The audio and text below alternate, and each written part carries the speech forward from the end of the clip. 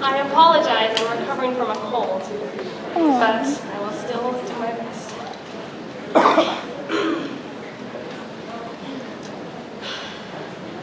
What are you? They probe. Queries like cold instruments, but I find no words to describe the mixing of my blood.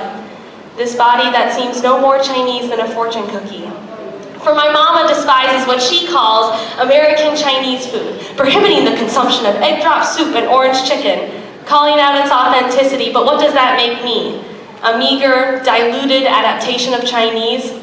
Because contrary to the math you learned in kindergarten, two halves don't make a whole, they make a girl slice through the middle, and sometimes my identity feels like it just left the blaze of a paper shredder.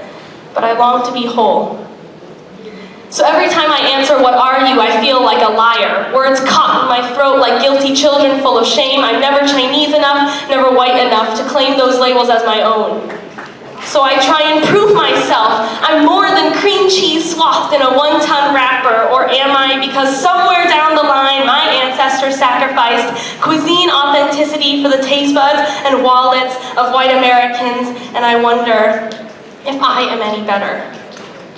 My parents bore a dichotomy, my body contradictory, and I envy those who can touch a world map and say certainly, this is where my people are from, without having to lay down and sprawl across it or feel afraid to touch any place at all.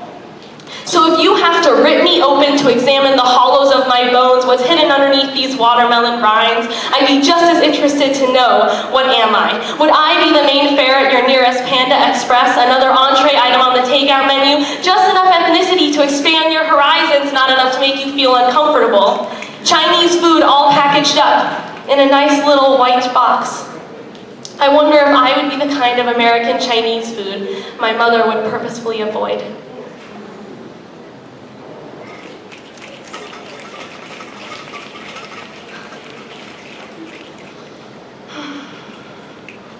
There was a great tenderness to the way she said my name.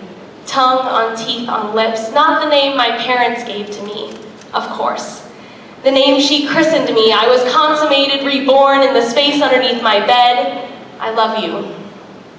Her mama didn't know at the time, and she soon would, but in that moment we were both hidden and laid bare. The sun, hyper-visible but unable to be truly seen. Holding her hand in public felt like flying too close, and didn't I learn anything from Icarus? But she would say my name, tongue on teeth on lips, and run circles into my hand, thumb like branding iron. Shame evaporate. She was potent, eyes of chocolate hurricanes, normally the subject of fear, but I enjoyed the risk of storm chasing. Mostly, I didn't want to be alone. And she would call my name, tongue on teeth on lips, and I'd come running.